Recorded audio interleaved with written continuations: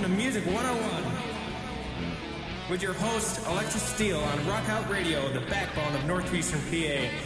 Sponsored by Steele Entertainment and Records LLC for all your entertainment needs, and also Romeo Recordings. Find them both on the web at Steele Entertainment and Records LLC.com and RomeoRecordings.com.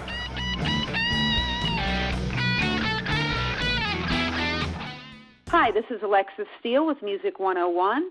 I'd like to give a warm welcome to Neal Smith, drummer and founding member of the first theatrical shock rock band in history and my all-time favorite band, the original Alice Cooper Band. Welcome to Rockout Radio, Neal. How are you? I'm doing great tonight, Alexis, and it's my privilege to be here and talk to you, and hopefully we can scare a few people. That's great, right? Yeah. Okay. Well, Neal, we're going to, for our listeners who may be younger, we're going to give a little background of your early days. I guess you met Alice and the boys back in high school, in your high school years in Arizona. You went to Camelback High School, and I guess they went to, was it Cortez? And you actually even wrote a song about that, your school, alma mater, right? Exactly, Alexis. Yeah, they went to Cortez. I went to Camelback. We actually met when we were in college at Glendale College, and it's also right in Phoenix there. But on the School's Out album, I was writing a song regarding, it was alma mater, and kind of lamenting about high school. And Alice basically finished the song lyrically, and it came out as one of the great pieces on the classic School's Out album. Absolutely. So how did the idea come about of forming a theatrical shock rock band, and whose idea was it to name the band Alice Cooper? Well, first of all, you have to remember that we were all art students in college, and that's why we were all there. And so everybody was very creative. Everybody was very talented. I actually was in another band that went to San Francisco in the summer of '67. The Nas, which became Alice Cooper, went to Los Angeles. My band broke up, and I moved back. I went back down to L.A., and I moved in with my buddies. And while I lived with them in the fall of '67, their drummer quit the band, and since Glenn and Mike and I were really good friends already, they asked me to join, be the drummer. And I said I certainly would love to do that. And one of the main reasons is because of this creativity. They were all writing. They had original songs. They were doing all original songs, and to me that was the number one thing working with any band that was going to be successful, and carving out their own niche in the music world. And it was 6 months later in March of the middle of March of 1968 when we found out about Todd Rundgren and his band, the Nas, in Pennsylvania, which you know about very well. And so the unwritten law is that a band gets signed, they have the same name as yours, you have to change your name. And it probably was one of the best things that ever happened to us, because we had been thinking about a lot of names. The name Alice Cooper came out of a Ouija board. I was there the night that it was first introduced to the planet. We were just partying in Arizona, and Vince sat down to the Ouija board, and as I did a few minutes before, and asking names in previous lives and that sort of thing, and the Ouija board spelled out Alice Cooper, and we just thought it was weird that Vince would have been a woman in a previous life. But of course that is almost ridiculous, because if there's previous lives, then you could be you could be a fly, you could be anything, So that was one of the names. We had a handful of names that we were considering, and again in March of 1968, we were all in Hollywood and L.A. and just doing different things. We all got back together, and we lived in Topanga Canyon at the time. Drove back out there, and we just all at once said, "Let's call the band Alice Cooper," and we did, and that was how it started. We all agreed to the name. We loved the name. And it was, to me personally, it was like the name The Who. There was never a band's name that was like that. it was just very unusual just to call a band a woman's name. And it was later on it would be very symbolic as far as all the changes that were going on in the 60s and early 70s and the different movements in the United States. But and as far as the theatrics and being shock rock, that just evolved. Every time we went on stage, we just pushed the envelope a little bit farther, pushed a little bit farther. You know, we started off with the simplest of props. We all had like women's makeup on. Glenn used to take ashes from his cigarettes in the ashtray, put under his eyes to blacken his eyes. And so everybody was just doing different things. You know, I was using a lot of female kind of. I lived in Los Angeles with a lot of drag queens around, and I was wearing that kind of makeup. So it evolved show after show after show until finally, Love It to Death and Killer and Schools Out and $1 Billion Babies. We were at the peak of theatrics, and nobody else was doing what we were doing, and nobody else even in the music business really understood what we were doing. Right, exactly. Well, that was the glam era actually back then. With like David Bowie, and I know that his wife had recently written a book about lipstick legends, and the whole thing about the boys wearing makeup and stuff like that. I don't know if you're familiar with that book that she just recently wrote. But, it was a time where, things like that were kind of becoming the norm. But the Alice Cooper group brought that to a whole new level. That was like above and beyond what anybody had ever done. And that was the cool thing about it. So in the early days, you were originally signed by Frank Zappa, right, for a 3-album deal? Well, we ended up recording 2 albums with Frank, yes. Just 2. Okay. Was that Pretty's for You and Easy Action? Exactly. Okay. So then who took over when Love It to Death came out? Well, technically we were still signed with Straight Records and Frank Zappa's label at the time, but there was a transition that occurred that Warner Brothers was slowly taking over that label. And that's how we ended up being on Warner Brothers. So some of the very early copies of Love It to Death were on Straight Records, but the great majority, like 95% of them were on Warner Brothers, especially after I'm 18 became a hit song. Okay, all right. Okay, so the band really broke into the mainstream in 1971 with 18 from the Love It to Death album? Yes. Okay, all right, cool. So in 1972, Schools Out came out, and of course in 1973, my favorite album, $1 Billion Babies, came out. So during the course of this time, who did most of the songwriting for the band? Was it a full band collaboration? Well, if you go back to the first albums, Pretty's for You and Easy Action, it says all songs written by Alice Cooper. That means the band. There was no such thing as the Alice Cooper Band. That'd be like saying the Who Band or the Beatles Band. The name of the band was Alice Cooper. And we decided to call Vince, our singer, Alice, and we could have called Glenn Alice. We could have called Michael. We could have called anybody in the band Alice, but it just made sense. And so we Alice did all the lyrics, although we all wrote songs.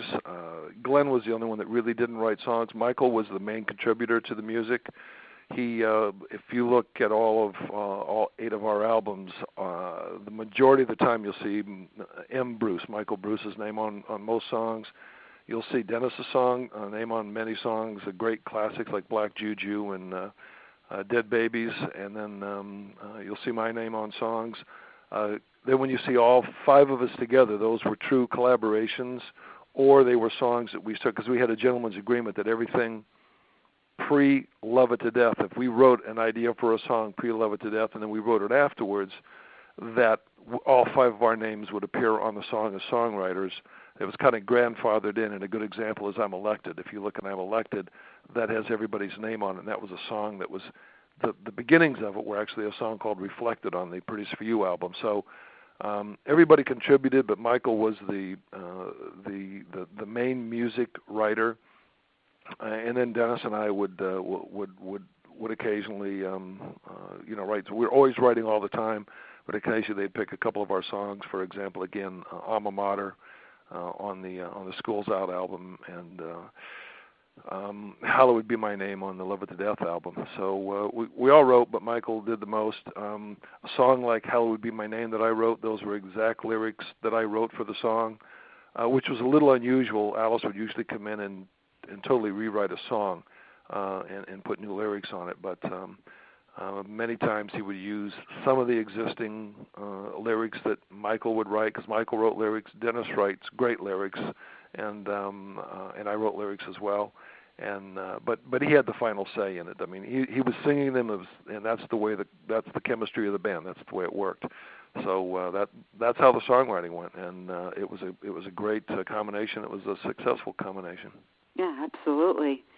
Is it true that Mark Bolan from T-Rex did background vocals on $1 Billion Babies? Well, Mark was in the studio, and he, to the best of my knowledge, he didn't. But I wasn't always in the studio when we were doing background vocals. He was in the studio. Keith Moon was in the studio, and we had done some jamming, but we were extremely all intoxicated, so it was nothing that could ever be used. But to the best of my knowledge, Mark never sang on the album. It would be on the album if he did. For another example is Teenage Lament, 1974, which was the last single of the album, song that I wrote, and Liza Minnelli and the Pointer Sisters and Ronnie Spector did sing on background on that song, and I know that. So I don't think Mark did. He was in the studio, but I don't think he sang anything. But he's a great singer, and I loved T-Rex. It was my favorite band at the time, next to us, of course. Of course. Okay, very cool. Well, we're going to listen right now to Neal's signature song that I love, $1 Billion Babies, which also is the opening song, the intro for your website. Okay, so stay tuned, right, and we'll be right back with more from Neal Smith on Rock Out Radio.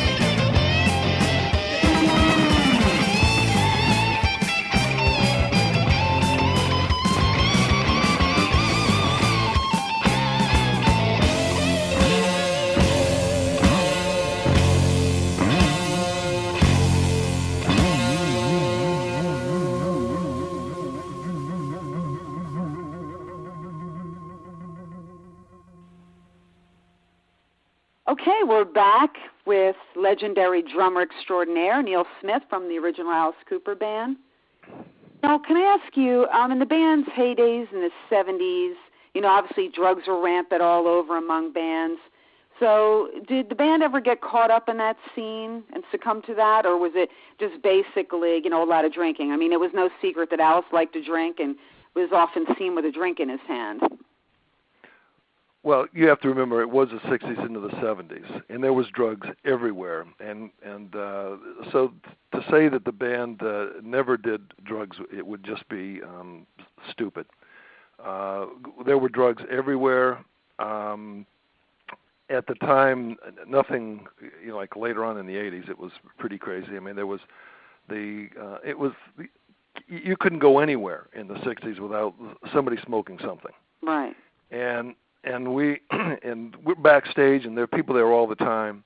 And in Los Angeles, there were, uppers and downers were the big thing in L.A. And then when we went on the road, the Midwest, around Detroit, THC was a big thing. In Canada, we loved to go to Canada. The hash was a big deal in Canada. So all of those things were always around. Now, the thing, first of all, it's illegal, number one. So anybody that's stupid enough to carry it with them across international borders is a lunatic. So we were if it was around and somebody wanted to partake in it, I can't tell. I'm not going to say anything what anybody else did, but for the most part, most of us enjoyed what was ever around. Okay, but it would never carry it. It was like a social drinking. But as far as beer. Beer was our main staple, without a doubt. That was the big staple. You came backstage, and we want beer there. We were on stage, we have beer there. That was the main staple of the band, and always was from the beginning to the end. But other stuff came and went, but it wasn't a big deal. It was part of the social graces of the day, and especially in the rock and roll world. I mean, you literally couldn't go anywhere. Now, would you walk down the street smoking a joint? Only if you're really stupid. It's not a good idea. Again, it's illegal. And we were very uncomfortable when we saw people doing that. But it happened. So there was always drugs around. Yeah, everybody would partake occasionally, and to say that any band would be. Even the Monkees were getting stoned all the time. So it was there. It was part of the landscape of the rock world in the late '60s and the '70s. That's the world that I knew. And but again, beer was our main staple all the time. And at home, there was it was around all the time, 24 hours a day. So did the band all live together back at that point? I remember, I think it was 1972, the Alice Cooper Mansion in Greenwich. Yes, we lived together since I joined the band in the fall of 1967. We lived under the same roof until after the $1 Billion Baby Tour in mid-1973. Mid-1973, we left the house in Greenwich. Glenn bought a house of his own. Alice moved to an apartment in New York. Dennis and I rented a house on the water in Greenwich, and Mike Bruce rented a house in Greenwich. So we all stayed in Connecticut. Alice went to New York because he would do most of the publicity. Occasionally we would all do interviews, but that was again basically his job. As the singer, the front man, so to speak, in the public's eye, but everybody had their job to do. And no, we all lived under the same roof. When we were on the road, Glenn and Alice and I shared a room together, and we did for many years. I think it was during 1973, the $1 Billion Baby Tour, that finally we all decided to get our own rooms, which. It was very different. We were just, we partied all the time together as a group. And since the day I joined the band and moved in with them in '67 till the day we left, it was always positive. There was never, I always call it the party that never ended. And it was that energy was there. Everybody was creative. Everybody was happy together, and it was a really unique experience, I'll tell you. But we were all under the same roof for many, many years. Okay. Well, the band seemed to be doing so well, especially by the time the $1 Billion Babies album hit in 1973. So what was the reason behind the band splitting up? Well, it's amazing. I've only done interviews for the last 30 years, and it's like nobody, I guess, pays attention to what I say. But, we took a year off in 1974. This should be old news by now. But after we came back from South America, Michael Bruce wanted to do a solo record. And, again, as I was explaining how it worked, Michael or myself or Dennis would write a song. Alice would rewrite the lyrics, and that's the chemistry and the format of how we worked. Michael had written a group of songs that he didn't want Alice to change the lyrics. He wanted to use his own lyrics. He wanted to write the songs on his own, have nobody come in to change the arrangements or anything or work on the arrangements. And I wasn't crazy about that idea because we were very, very, very big at the time. I'm a drummer. I take 2 weeks off after a world tour, and I'm ready to go again. I want to start writing songs, record another album, and go out on the road again. But the consensus was that we would take a year off. Everybody would do a solo project if they wanted to. Basically, around Michael's wishes, which gave Alice the liberty to do a solo album, and myself and Dennis and Glenn as well. So we took the year off. Michael did his album. He got a deal in the UK on Polydor Records. We didn't really know at the same time that Alice was doing an album, which turned out to be Welcome to My Nightmare. And our agreement, again, was that after 12 months, after a year, that we would get back together and write and record the ninth Alice Cooper album, band album, and we would, go on the road just like we always had. And I recorded an album called Platinum God. Dennis is great bass playing and helping with arrangements and everything. And I did that with Jack Douglas, the producer of Aerosmith.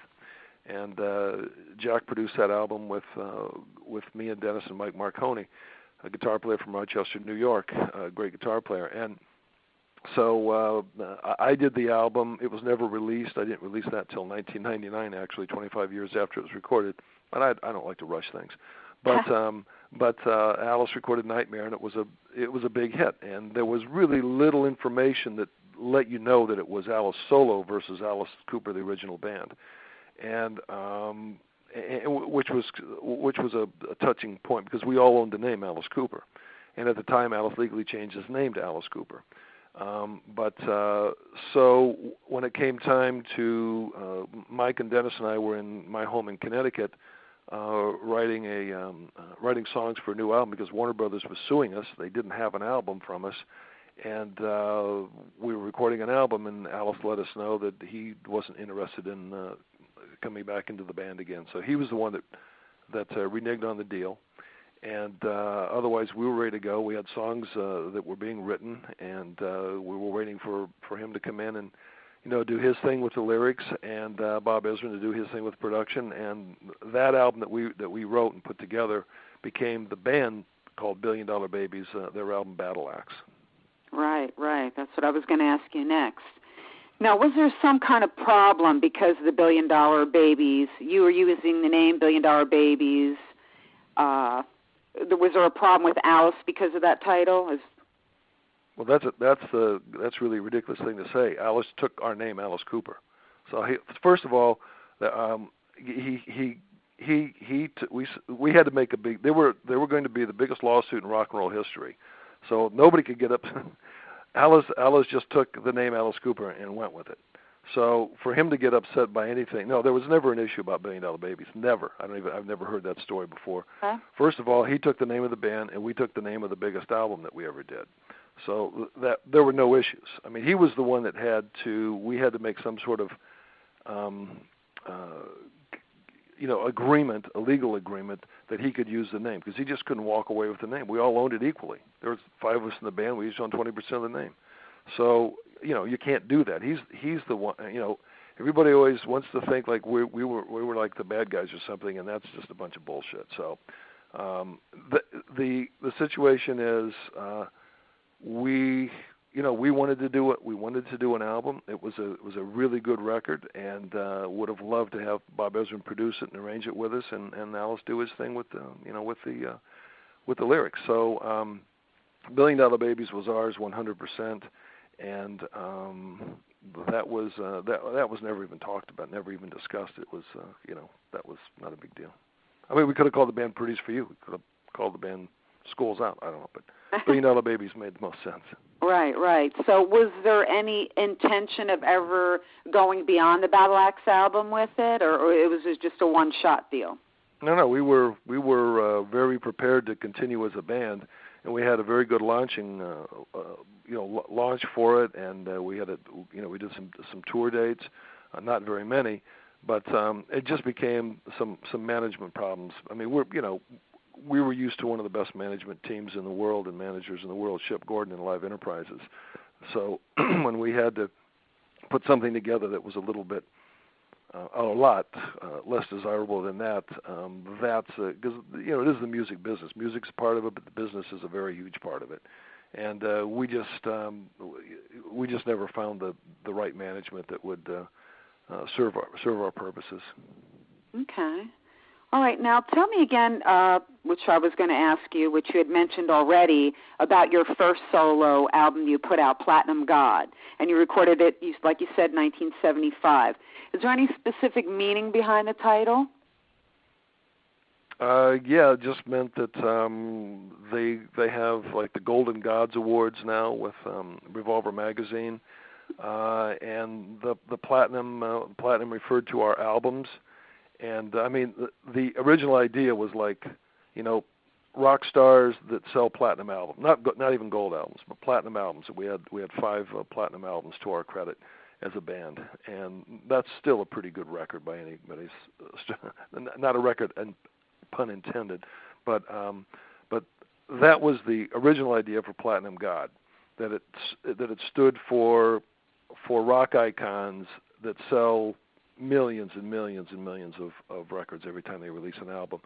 But then I came up with a science fiction angle on that, Platinum God meaning almost like a religious overtone, where someone would come down from space in a flying saucer, and in primitive times, and help the intelligence of the civilization. There've been many books written about these theories that that God, the creator or whatever influenced early primitive Neanderthals, or more primitive than that or less primitive, could have actually been. I mean, if you watch any cable shows, they talk about that a lot, and there's been a lot of books written that they may have influenced cultures and society with whatever measures. And so that was a loose idea. I was reading a lot of those books at the time, and so the specific reason for Platinum God, the album itself, was sort of based on a science fiction theory like that. Okay, all right. Well, what we're going to do right now is we're going to take a listen to the title track off of Neal's first solo release, and it's called Platinum God. We'll be right back with Neal on Rock Out Radio.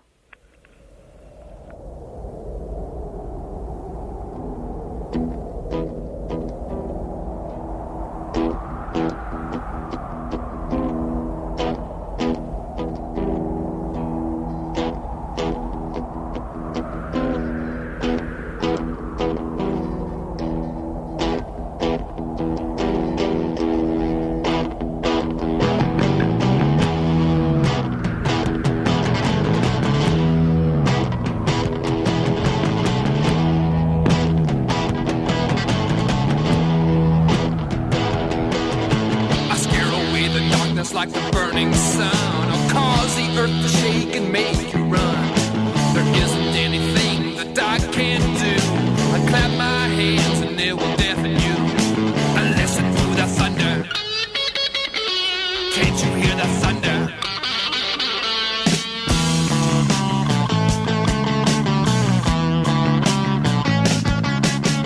I am the platinum god. You can hear my thunder all over the world. Metallic sauces that have brought me money to you to change your face and intelligence too. Platinum guy, we raise our hands to you.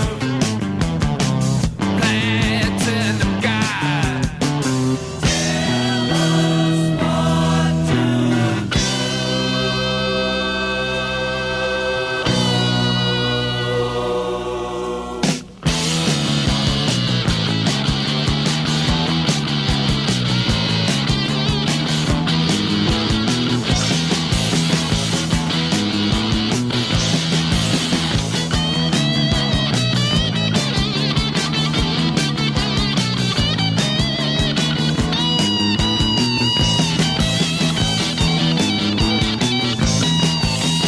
Where is all the love? All I hear is crying. I warn you from above. My patience, you are trying. My patience, you are trying. I'll erupt a volcano just to give you a scare. Then I'll split the sea to show you that I care. With all the power I hold in my hand, I can put this universe into a grain of sand. Platinum guy, we raise our hands to you. Platinum guy, tell us what to do.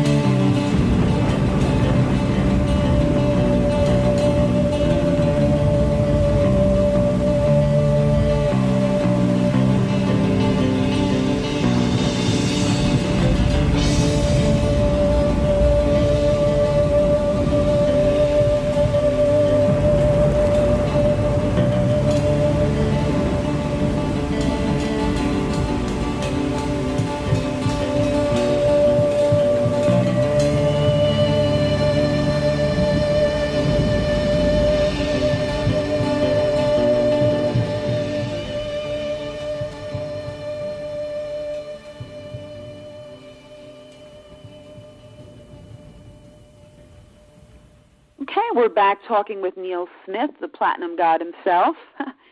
Neal, tell me about your snake, Kachina. Kachina appeared in many of the band's photos, and also you named your record label after her. Is Kachina still living? No, unfortunately, Kachina died on the, she got lost on the $1 Billion Baby Tour in 1973, and I had her for over 2 years. And when we were on tour early 1971 after Love It to Death, we were playing in Florida, and somebody, I'd always expressed, I love animals, and I especially like reptiles an awful lot. And if you're on the road, a reptile's great. I had everything from lizards to tortoises to snakes. You could take them on the road with you, put them in a hotel room. It's not a big deal, except the maids might not be happy about it. But it's a great animal to tour with, and the snake is the number one best animal. And in those days, just used to put her in a small. She's about 6 feet long. Kachina was a big snake, but she would coil up and fit in a carpet bag that I used to carry on board airplanes. So, just walk on a plane with a boa constrictor in my bag over my shoulder and walk off when we got there. And after a while, we had the song called "Is It My Body" on the Love It to Death album, and it's kind of a sultry, very sexy.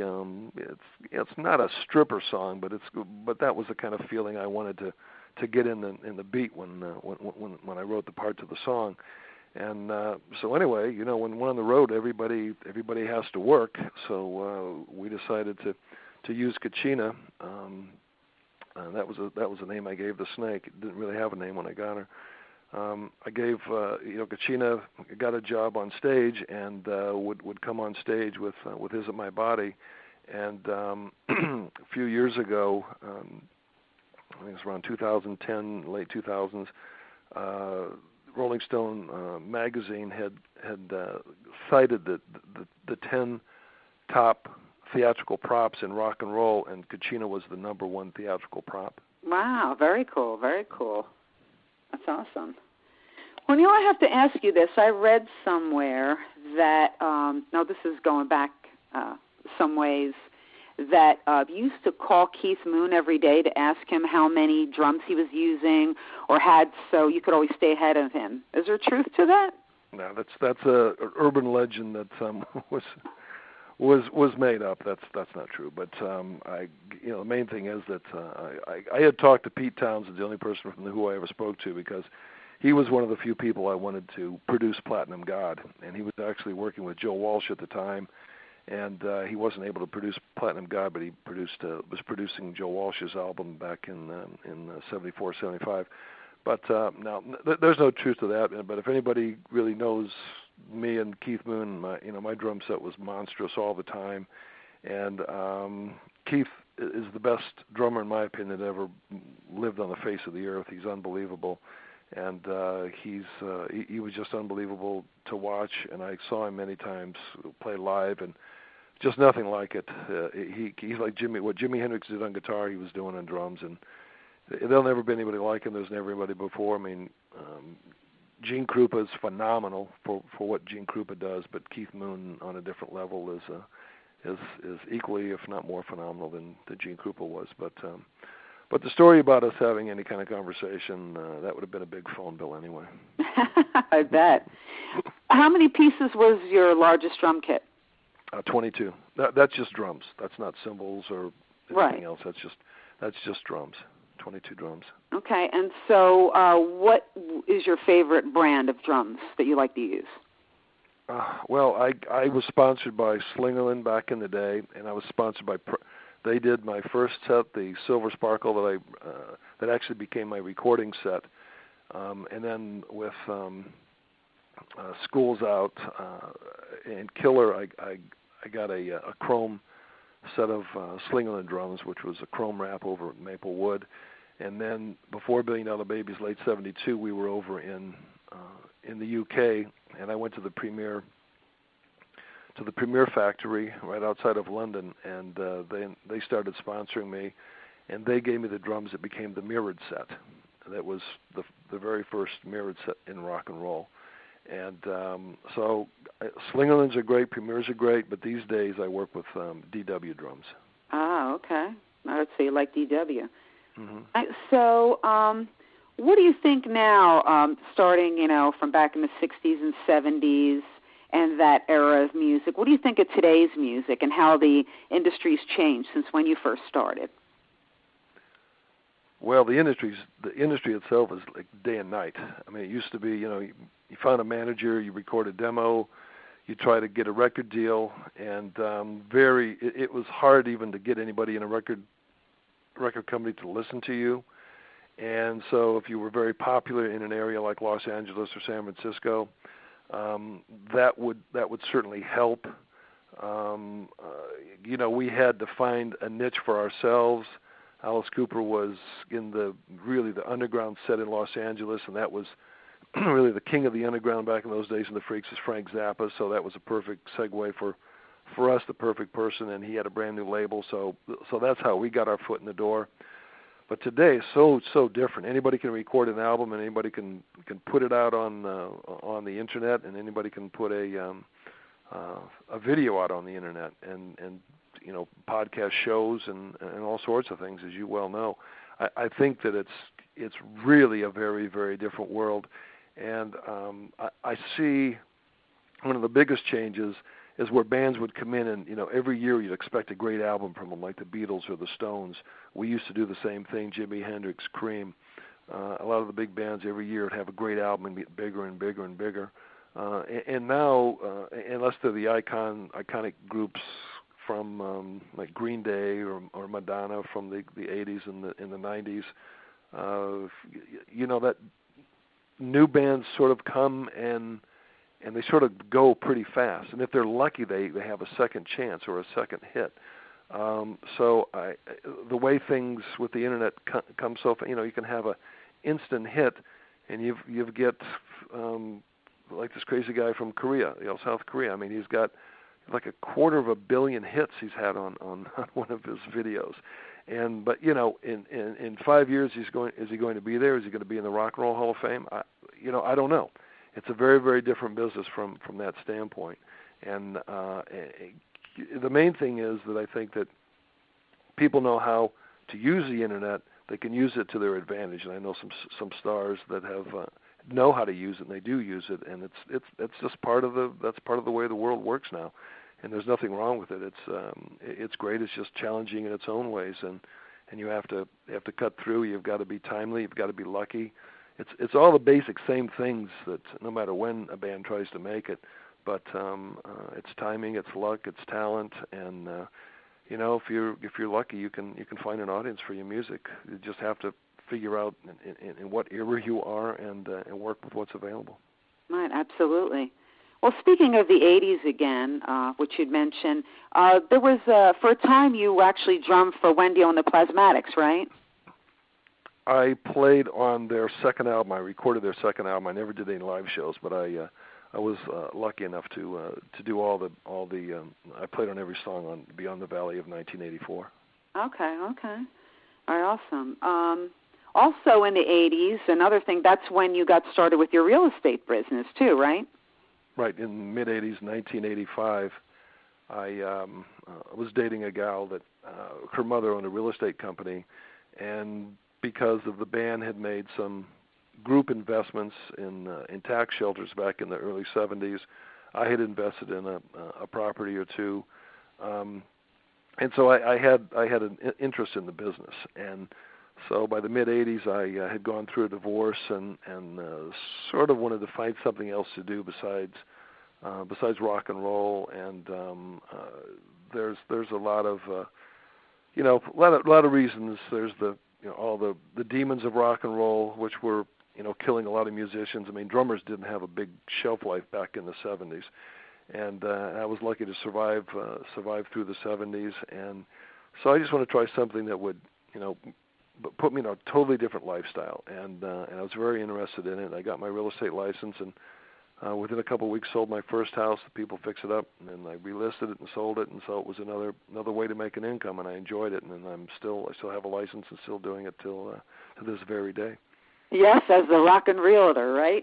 The rock and realtor, yeah. That was in the mid '90s. I did my very first my very first website, and the young man that put it together for me, he came up with that term rock and realtor, and it's I wasn't crazy about using it because I really wanted to stay away from the music part of my life, but I said, he's a younger guy, he knows what's going on, and so I went with it, and it seemed to have stuck over the years. Yeah, absolutely. It's very neat too, because it starts out with $1 Billion Babies on the rock side. And then you have all the pictures and things like that. So it's very, very cool. Now, going to your second solo CD that you did, called Sexual Savior, that you named that Killsmith, I guess. Killsmith, like, was the name of the band. That's right. The idea behind that? Well, the name of the band, the project is Killsmith. And it basically consists of Peter Catucci, a bass guitar player who lives in Connecticut, where I lived a couple of years ago. We were only about a quarter of a mile from each other. And he's a bass player, and he has a recording studio. And in the early 2000s, I was going into New York a lot, and I was becoming a little bit more aware of the real heavy industrial metal music, and one of the big bands that I really like a lot is called Rammstein out of Germany. And so I was just doing a lot of research and listening to a lot of this music, buying a lot of this music, going to see bands live, and I was really starting to enjoy it. And I was thinking there were some new songs that I was writing that if I turned them into because I've been playing guitar almost my whole life, and when I was with Glenn Buxton and Michael Bruce, they'd always teach me chords and what have you. So, and when I wrote songs that would appear on the Alice Cooper albums, I wrote the music to them also, and that was always written on guitar. So I have known, I have taught myself to play a little bit over the years. And with the technology these days, as we're talking about how bands make it, but also recording your own album. I mean, I'm basically a drummer. I am a drummer. But I enjoy playing keyboards and playing guitar, and with the technology, you can put a track of guitar down, and if there's a mistake or two, you can fix it, and it's totally seamless, and you can't even tell it. So, excuse me. So I started putting some tracks down with my friend Peter, and came up with some real heavy stuff, and that became Sexual Savior. And I didn't want to. It had such a life of its own. I didn't want to call it Neal Smith, and when we used to live in Pontiac, Michigan, and all the great bands of the late 60s and early 90s, like the MC5 and the Stooges and even the Who and Jimi Hendrix, there was a lot of power music. This is before the term heavy metal it was even in the vocabulary, and we used to call the music like really kill rock, really killer rock, and because it wasn't hard rock, it was beyond hard rock even, and so I thought I would take that term kill rock, kill like from the rock music, and then put the name Smith on it, like a goldsmith or a blacksmith, somebody that's a professional at doing that job. So so the Killsmith just means like a professional that creates this sort of music, and or if somebody has a different explanation, I'm willing to listen to it as well. But it's it was a good name, and it didn't say Neal Smith, and it really fit with what I was doing because it's really dark and very sensuous. The first one, especially Sexual Savior, and I ended up putting 12 tracks down, and I was very happy with what I did. It was very raw, and I played drums. I wrote everything, arranged everything, played rhythm guitar. Peter I sing all the songs, wrote all the lyrics. Peter Catucci plays bass guitar, sings all the background, and we got a couple of young kids to come in and play some lead guitar or some reinforcement guitar on the Sexual Savior album, and it came out great, and we had a lot of critics liked it, and I'm really trying to just go for a new younger audience with some very, very heavy industrial stuff. Sure, absolutely. Okay, well, we're going to take the time out right now and listen to the title track from Neal's second solo CD called Sexual Savior, We'll be right back with more from Neal on Rock Out Radio.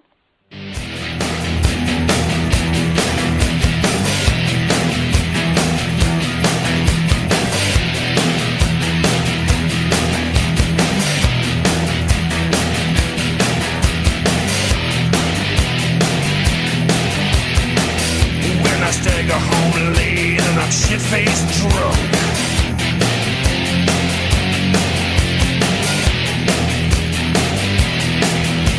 seeing double and smelling like a roadkill skunk.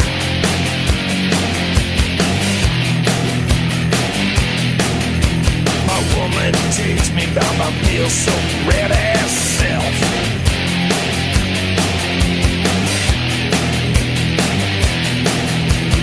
Explanation needed, cause she fucking understands.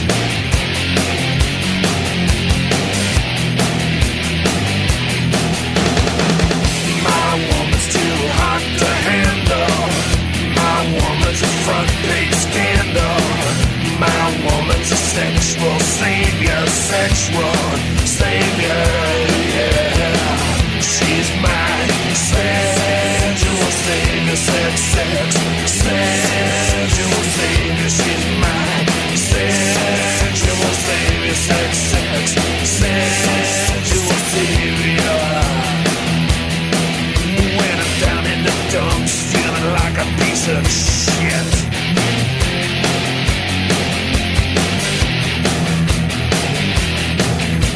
she just says, dude, get over it.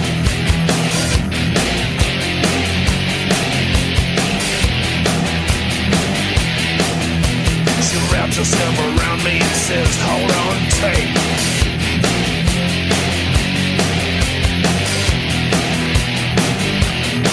But get ready for the naked ride of your life.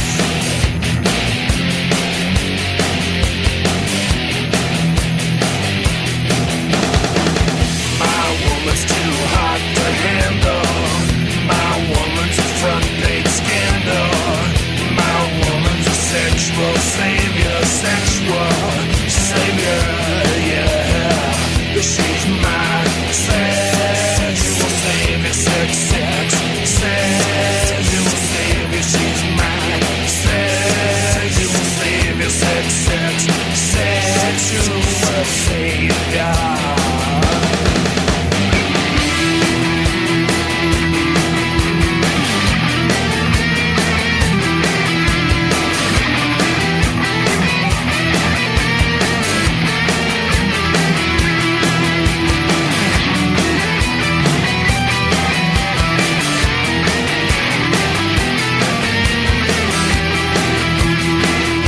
I'm calling back home 1,000 miles away, yeah.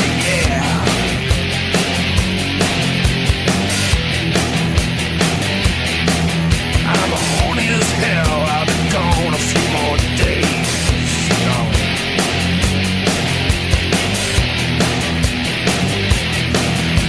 She says I'll fuck you on the phone, I'm laying here naked.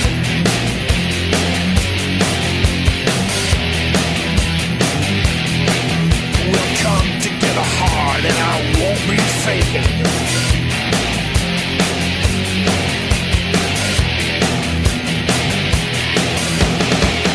My woman's too hot to handle. My woman's a front page scandal. My woman's a sexual savior, yeah. She's my sensual savior, sensual savior. She's my sensual savior, sensual savior, yeah. My woman's hotter than a front page scandal. My woman's a sexual savior, yeah. She's my sexual savior.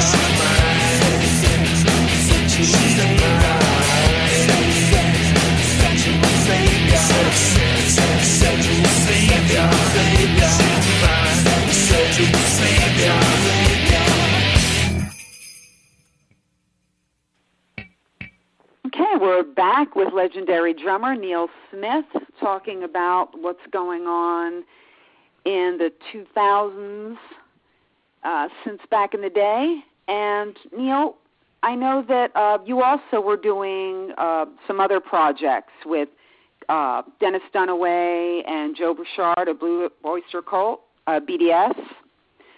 How did that all come about?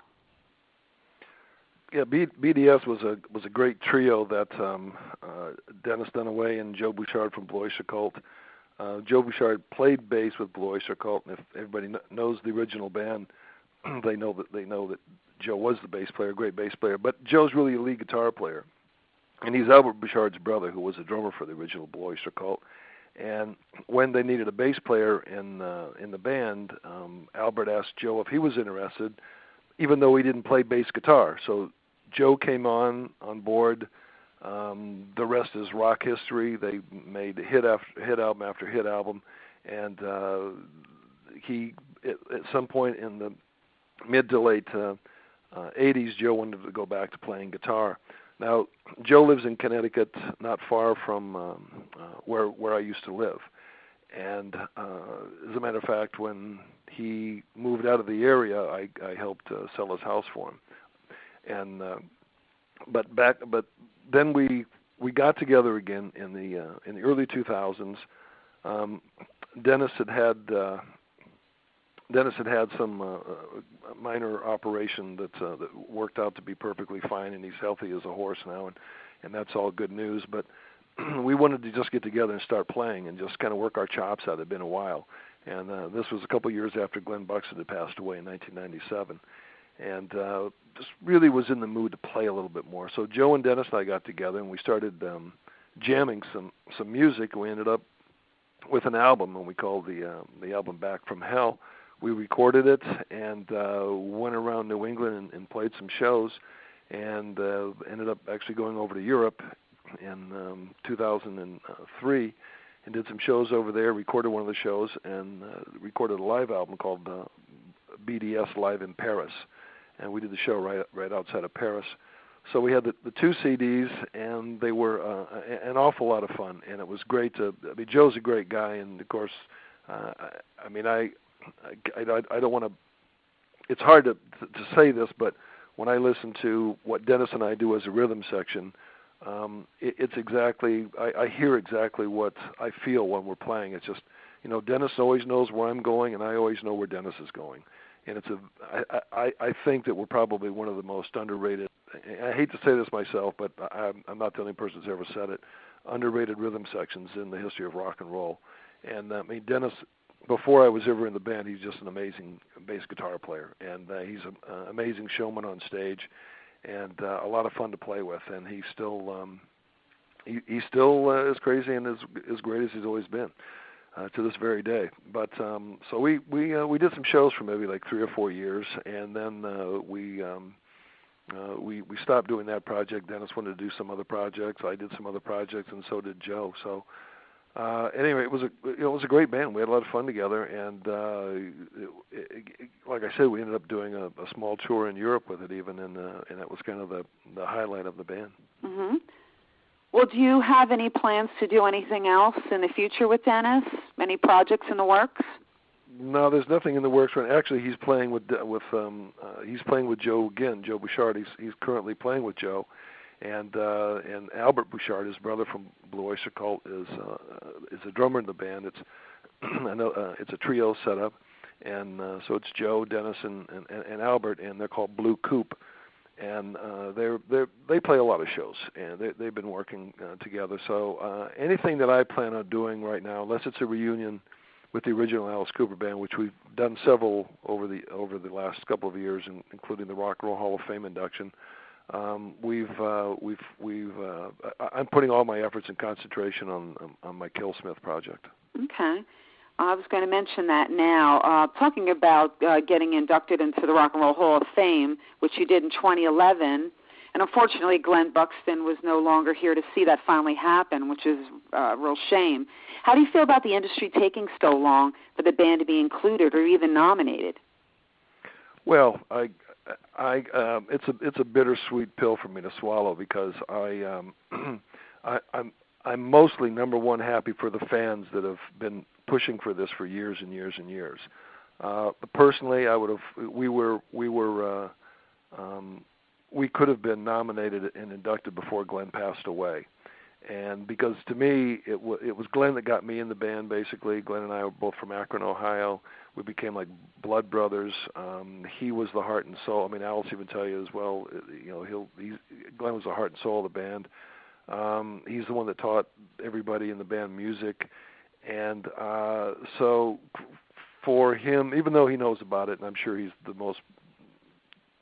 the proudest ghost on the planet, it would have been nice if he would have been there, and it makes me sad thinking that he wasn't there. So, but like I say, I'm extremely happy for the fans, and it would have been nice if it would have happened sooner, as far as Glenn goes, but at least it happened. So, that it's a great honor when you think about it. It's a little rough for me also because I'm really used to being on sort of the edge, on the outside of what's acceptable in rock music, and that's why I love the Killsmith Project so much because, I mean, I just can't imagine that, Dead Babies, Sick Things, and Black Juju are like mainstream songs these days. They're not. Right. And so I mean, there is that aspect of us, of our music, which to me, the black side of Alice Cooper is what I love the most. And but we needed the hit songs to get the fans to be behind us and fill up the stadiums. So, but yeah, all in all, I'm very happy. I'm happy for Dennis and Glenn and Allison and Mike and myself. I mean, it was a lot of work. But people have no idea how much work we used to do back in the day. I mean, every day this band worked. We were either on the road or we were writing songs or we were in the studio recording songs. So every single day. That was why when we took the year off, it was sort of a nice thing to do, but the timing sucked. Well, it was definitely well earned, of course. Now, your Killsmith 2 had recently come out, right, in 2012. How does this CD differ from your first one? Well, first of all, it's a lot more radio friendly as far as the lyrics go. The lyrics on because sometimes I have a vocabulary like a drunken sailor on leave, and so it's nothing that's intentional. It's just the way that songs are written. It's the way that they happen, and for this CD, I wanted to have it, like I said, a little more radio friendly. It's still heavy, like Killsmith Sexual Savior. Killsmith 2 was the working title, and I just went with that for the name of the album. And but I think the songs are a little more hooky on the choruses, and but they have a lot of the same raw element that Sexual Savior has. It's just a little bit different. All brand new songs. Again, there's 12 songs on this album, so there's 24 great songs on both records, and the show that I have been working on for live has all the songs from Killsmith 2, but I may throw a couple in from the Sexual Savior album, and Sexual Savior may be one of the songs I might throw into the live set. But it's again, I've had a lot of critical acclaim on it, and I personally really enjoy the stuff, and like I say, I know a lot of fans have enjoyed it too. Awesome. So do you plan on doing any touring with this one? Well, if the shows are right. I had some opportunities, but I've passed on them all so far, and so that's why I had the last song on the album is called "Squeeze Like a Python," and I have a video of it on YouTube, and it's been very successful. It's been out about maybe 6 months, and has close to 5,000 hits on it, which for a song that really has had no publicity other being on YouTube is not too bad. So I'm going to concentrate on some other videos for right now. We still And I'm writing some brand new material for, possibly another video. I may do a video of a brand new song that's not on a CD. So, Killsmith is really what I'm going to be doing. And unless the original Alice Cooper band wants to do something, I would do that. But other than that, I don't see myself anymore. Playing with some other friends. I'll keep my creative efforts right in the Killsmith. Right, I don't blame you. Well, speaking of that, we're actually going to take a listen to Neal's song, Squeeze Me Like a Python, off of his recent Killsmith 2 CD. We're going to take a listen to that, and we'll be right back with more from Neal on Rock Out Radio.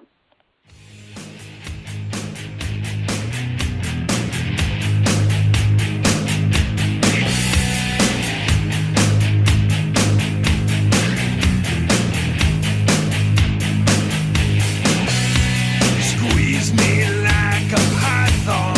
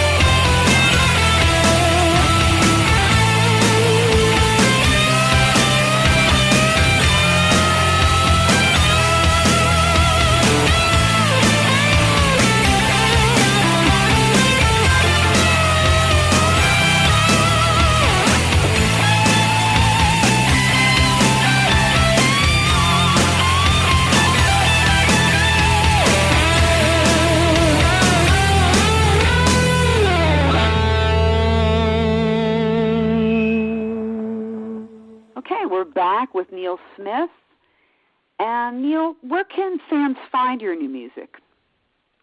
Well, the new music, Alexis, is at nealsmithrocks.com, and I spell my name Neal, not Neil. As a matter of fact, the Rock and Roll Hall of Fame, when they gave me my...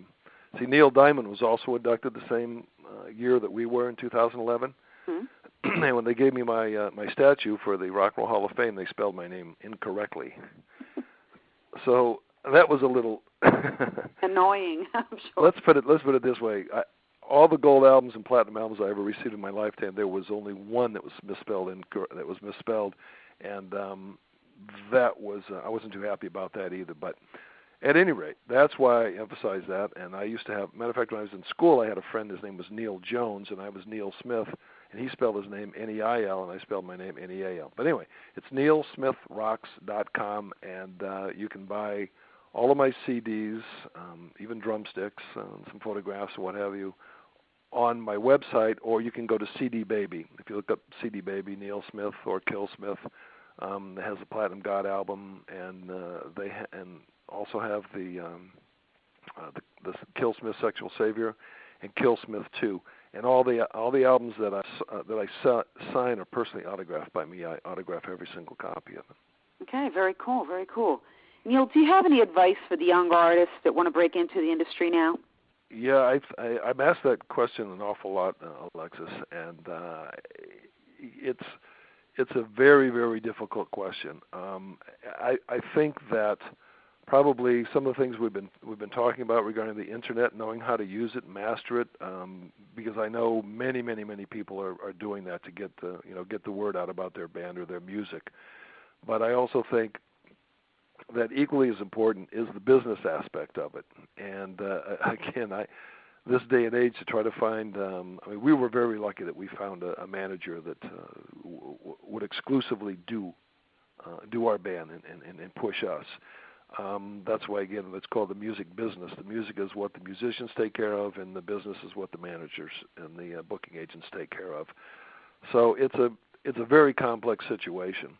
But in the simplest terms of, I always say that regarding Jimi Hendrix or Keith Moon, hopefully our band, the same thing, is that the triple crown of success to me as a musician is to be a master of your instrument, number one, write your own songs, number two, and be a master showman on stage. Whatever you do, those are the three things. And if you do those and you can, get an audience to stand up and give you an ovation, success will find you somehow. Absolutely, absolutely. Well said. Well, Neal, I want to thank you for taking the time out of your busy schedule to talk to me here on Music 101 at Rock Out Radio. And we look forward to hearing a lot more great music from you in the future. Well, I appreciate being on Music 101 Rock Out Radio, and I have had a great time talking to you, Alexis, and thank you for scaring some of the folks with my music. Not a problem. Thank you, Neal. It was great talking to you, and we'll be talking to you again soon. Okay, great talking to you too, Alexis. Take care. You too. Bye-bye. Bye. This is Alexis Steele from Music 101, and you're listening to Rock Out Radio, the backbone of Northeast PA.